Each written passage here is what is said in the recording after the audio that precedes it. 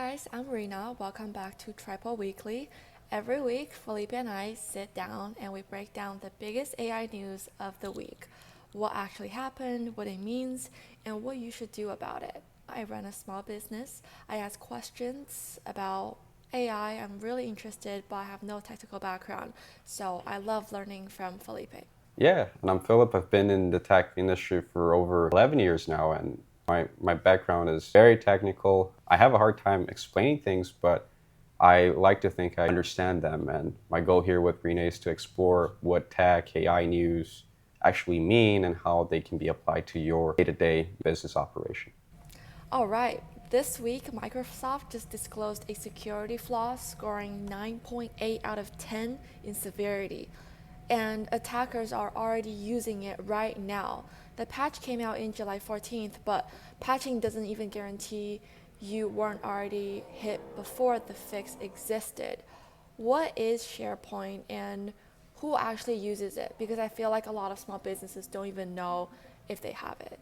Yeah, that's a big one, especially because SharePoint is part of Microsoft 365 kind of program, and it is used by a lot of teams collaborating in documents. It's basically almost like a document collaboration platform tool, right? I think if you've heard of anyone in your team using, I think you should ask for any of the IT professionals that are part of your organization or that you work with to see if you are under attack or see if you can potentially be under attack and take the necessary precautions. I see. Why does patching not guarantee you're safe if the patch is already out? Well, especially because if you're not necessarily technical, you might not even know what version you're running, right?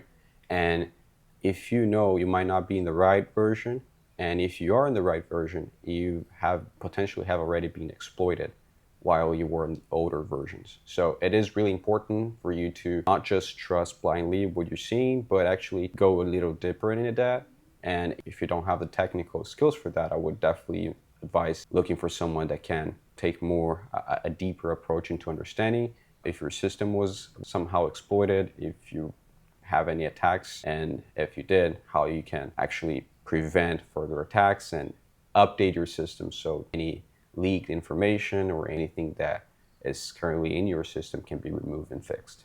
I see. Yeah, I definitely don't have a technical background, but if I were to call my IT person right now, right after hearing this news, what is the one thing I should tell them or to ask for? Well, first you need to check what kind of, let's put it this way, what kind of stack you're running your operations with. A lot of people use Google Workspace, a lot of people use other providers. If you're specifically running your stack in cloud only, Microsoft 365, meaning you use that, you pay for that, then you should definitely reach out to your IT provider or IT supporter, say, hey, I saw this news about vulnerability in SharePoint.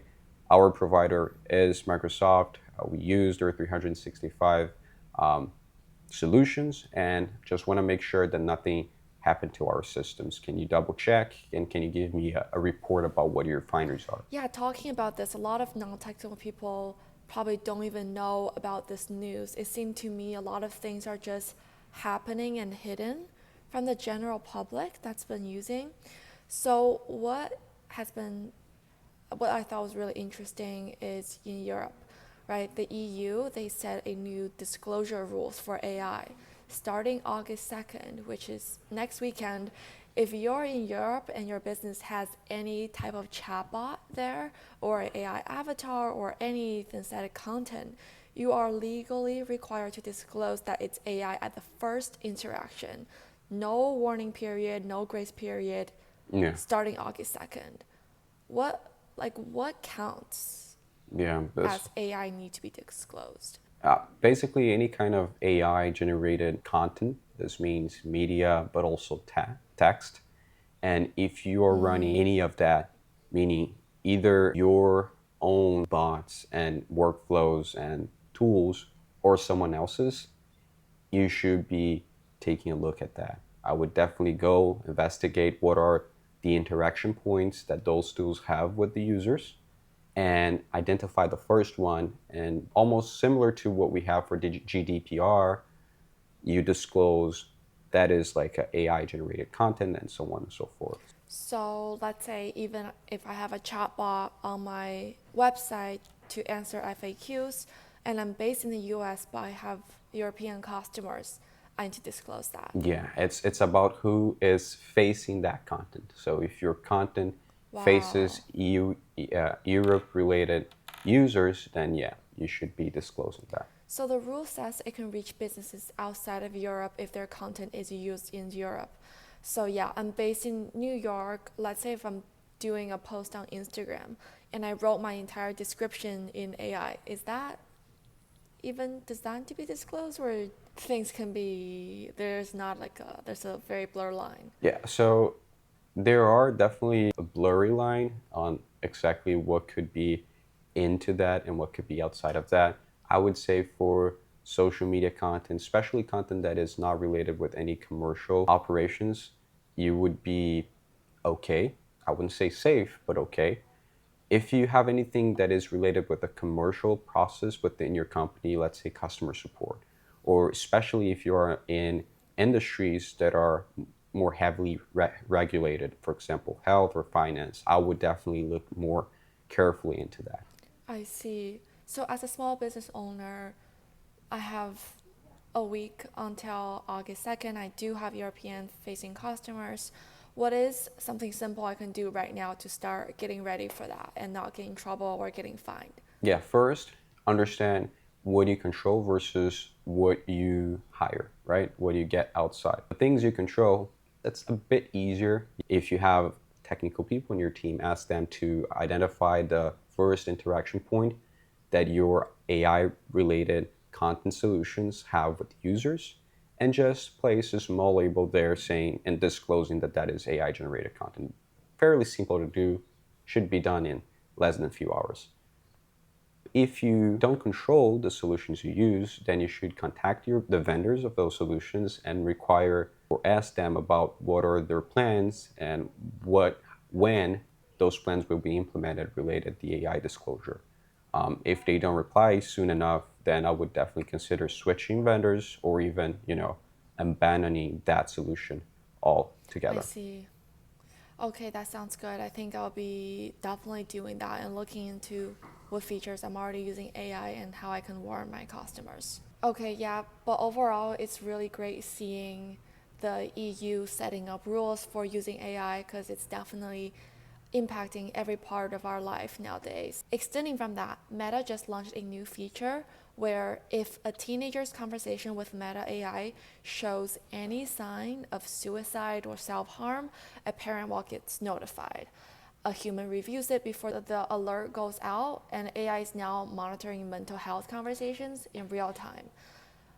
That's really good news, but how does AI even know when a conversation has crossed into that territory and what is actually being detected? Yeah, it's very hard. It's about how you actually process context, and it's not something very objective, but there are tests that you can use to understand if your harness, meaning the package you enroll the AI model in, actually is good at detecting and reacting properly to those scenarios.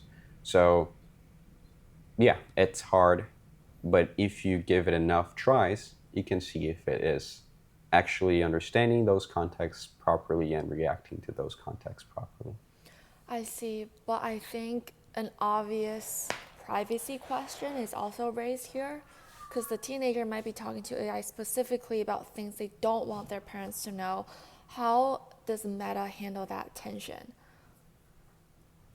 that's Yeah. that's gonna be interesting to see. I honestly don't know. They haven't disclosed much of the harness they are using behind the models, which is basically the package that specifies how they will react. So it's still an unclosed question. We will have to see. Yeah, in the past weeks, we talked a lot about responsibility, about how because AI is not a person, and if you're the business implementing it, you're basically responsible for the output.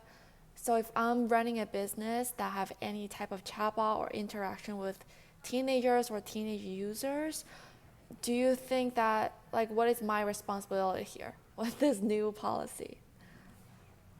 Yeah, well, I wouldn't say you have necessarily a responsibility beyond what the use case you propose that puts in you. But if you want to be extra safe and understanding that AI is new and regulation is slow, you should think more into the future and realize that eventually those kind of precautions will be necessary. So make sure you have a very clear, concise, specific use case.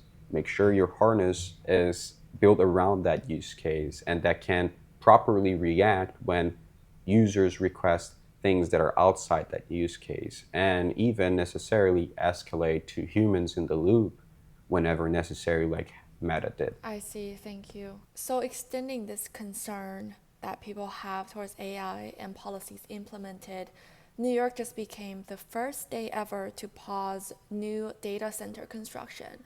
And we talked about this last week, but 4 days later, protests against data centers happened in 42 states across the country.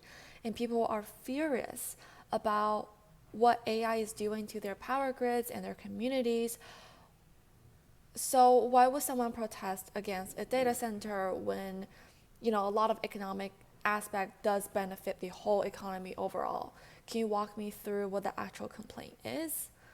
Well, yeah, it's very simple. When you have a demand that is increasing fast than supply, you usually have increasing pricing as well. And that's what people probably are reacting against. I mean, there are other ideas that are part of the general discourse, like nature and how we're going to deal with all the water being used. I mean, I'm sure there are a lot of people thinking about this through different lenses. But at the end of the day, I think the quickest and most noticeable part of this is how this impacting pricing related to utilities and so on. Yeah, it's very close to the everyday bills people have to pay.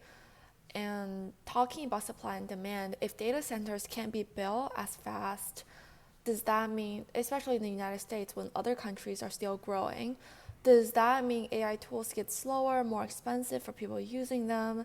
Does that mean internationally the United States are slowing down, especially competing with a superpower like China? That's a good question. And honestly, I think it's a bit of all those ideas that you mentioned. I think what the effects of that could be to the models, to the AI that is being provided to the general public is maybe a slowdown, maybe more expensive, or maybe not as fast, not as reliable. So yeah, there needs to be some trade-offs, but at the same time, I'm very excited about how the AI advancement, how the technological innovations will kind of go against that. Because while we have a very hard time bringing the infrastructure, the supply for all of that, you have a lot of researchers putting a lot of effort into shrinking models, make them more efficient, make them more reliable, faster, with the same supply that we have. I think China is a big one of that. I think they have a very limited access to GPUs. And even with that limited access, they were able to create now models that are almost on par with Fable 5, which used to be like this huge, very worrisome model. Speaking of which, Moonshot, a big AI lab, I mean, big now, released recently this K3 model, which a lot of people are saying that is heavily inspired or derived from Fable 5, but it has now almost surpassed Fable 5 in a few different use cases, for example, for front end UI. And that seems to have scared a lot of people in the market because the general idea was China open source models are moving fast. They are scary a bit, but they were 3 months behind, even people saying 6 months behind. That is, I mean, Fable has been released a month and a half ago, and K3 is already in the market. And the demand for it was so great that Moonshot had to pause the selling of their subscription because they were, once again, limited by the infrastructure. They couldn't handle more people using their models. Yeah, AI just keeps on surprising us every week. And I did read about this. They announced this new AI model with 2.8 trillion parameters that anyone around the world, including people in the US, can download and customize for free. And for context, the model most of us use every day right now as a small business owner are a fraction of that size, 2.8 trillion.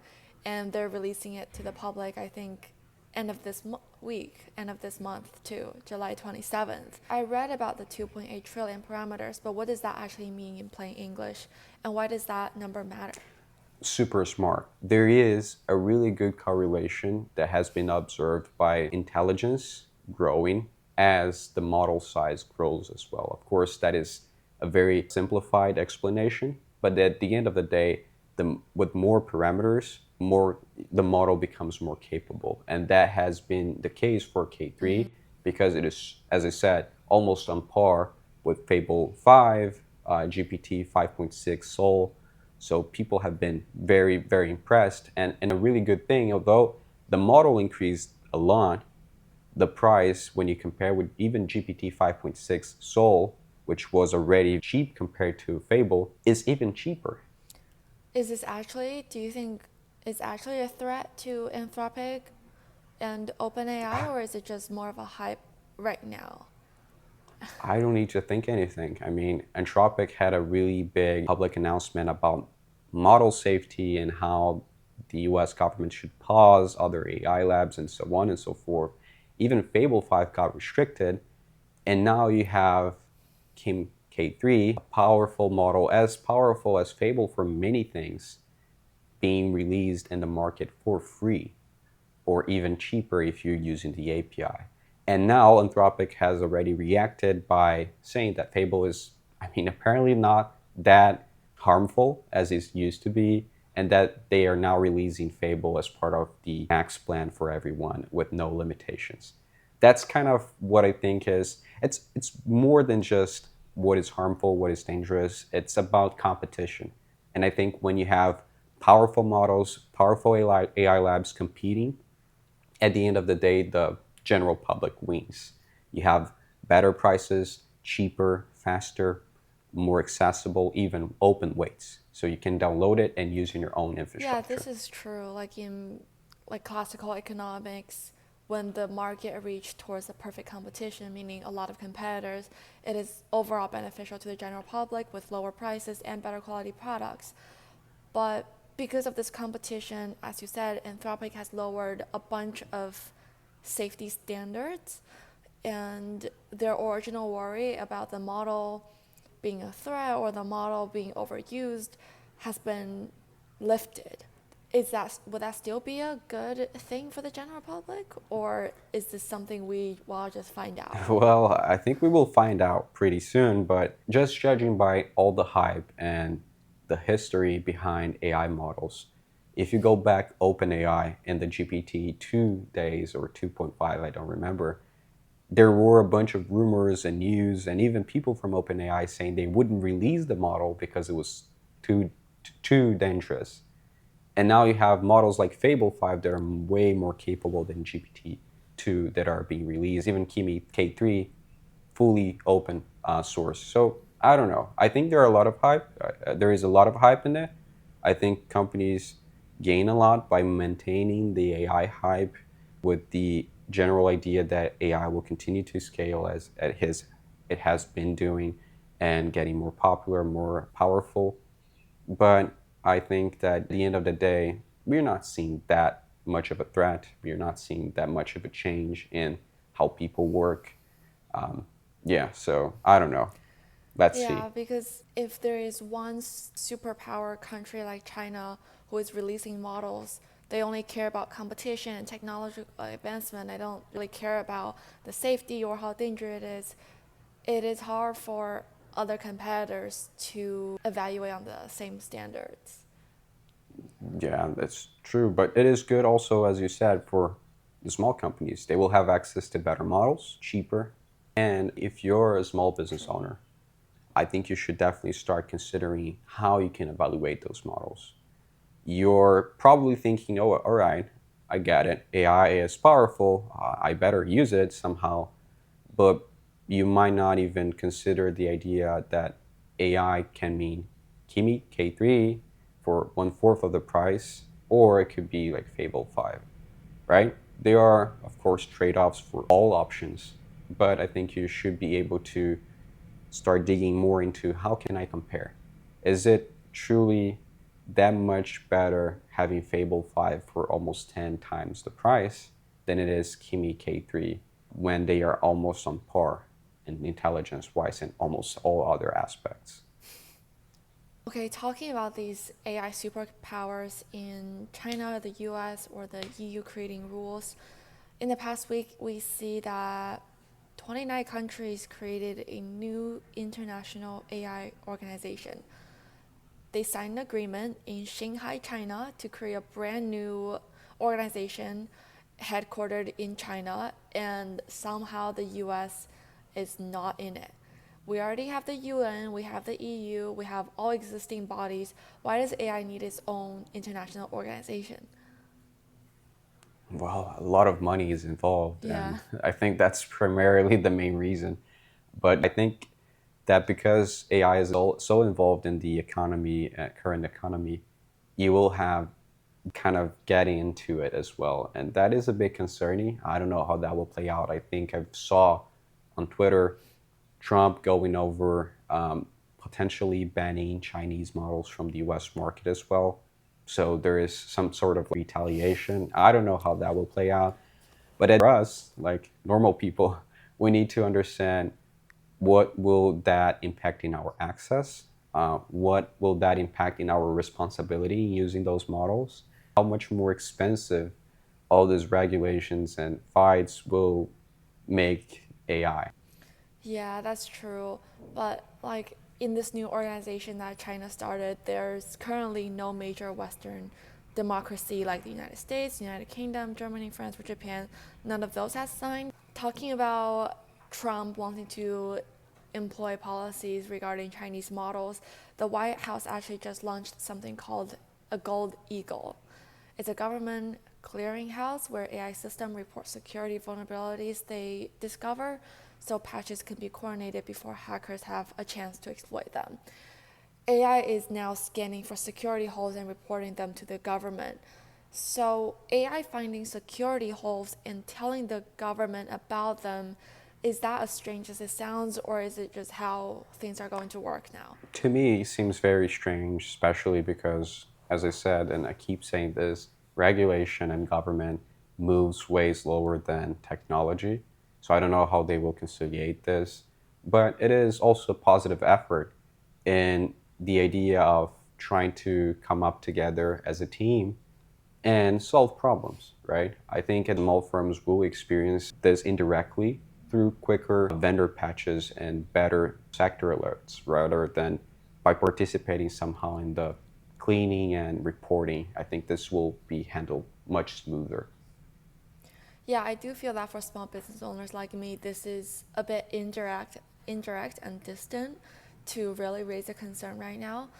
But from my friends, I've been hearing that because of AI's dominant role in our lives right now, governments are definitely, especially in the US, getting more involved into the business everyday life more than ever before. That's true. Let's see how that will play out.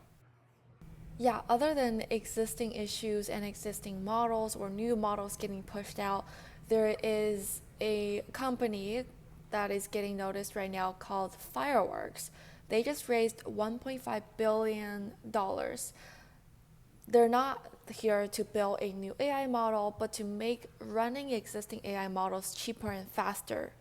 They're processing 40 trillion tokens a day. A token is a number really just incomprehensible to me. Why does investors invest that much money into running AI rather than building it? Well, because more and more the constraint about AI is not building the model. The money in AI is not related with the model, as we can see by the progress of Moonshot through Kimi K3. I mean, you have a almost Fable 5 level model that is open sourced.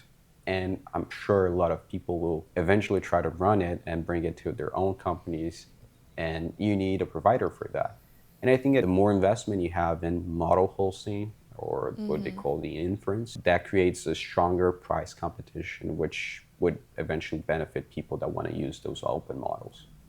So they're not building new models, but they're sourcing existing models, but from which companies? And are they explicitly saying which companies these models are from? Yeah, they showed the models very explicitly, and they're mostly as you could imagine, open source models. Those are models that you can download and legally use. So the idea here is not necessarily to bring paid closed source models like OpenAI or Anthropic, but to provide the infrastructure to run open sourced free models like Kimi K3. Okay, and they would combine a bunch of open source models produced by different companies. And let's say if I'm using Fireworks, what does that look like to me as a user? It's going to be almost close experience to the closed providers like OpenAI and Anthropic. You will have the ability to plug that into APIs. You will have the ability to switch between different model sizes. But I think one step beyond that is switching also between the models providers themselves, meaning you could at the same API provider run Kimi K3, but you could then run GML models, or you could run Mistral models, or you could run even old Llama models, for example, all at the same API. Okay, I think I'm understanding it a little bit better. So it's essentially improving upon what we're having right now, but in a more efficient way of hosting the models. Yeah. So think of hosting websites, right? You have AWS, which hosts websites from other companies. And you would have the equivalent to hosting, instead of websites, AI models. And of course, if you are Anthropic or if you are OpenAI, you want to own the AI model hosting infrastructure yourself, and that's what they are trying to do, even though Anthropic, for example, has a deal with SpaceX AI for hosting their models. So that's not fully 100% there just because infrastructure is very expensive. But if you have an open source model, meaning anyone can download and run it, yeah, then you can use Fireworks' own infrastructure to run those models without needing to worry about creating and maintaining your own infrastructure. I see. Yeah, that makes more sense now. Moving on from Fireworks, another company, TSMC, it's a company that makes the chips inside basically every AI product we use, just reported a 77% increase in profit year over year. 77%, that is not a company in a slowing market. There is a huge demand in AI now and it's not slowing down. Why does a chip manufacturing company profit tell us something about AI is heading to? Well, it's growing really fast. That's what I can tell you. I don't know Yeah. where it's going, but it's definitely growing now. And I think there's a lot of room.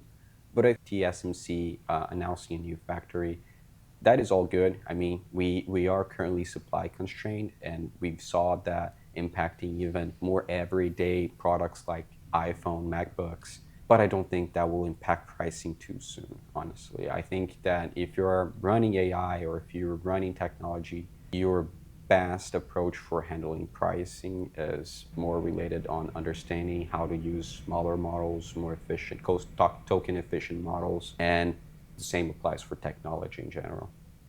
Yeah, a lot of people are hoping AI does get cheaper soon, and through the content we talked about today, it does seem like through competition we are going to get cheaper models soon.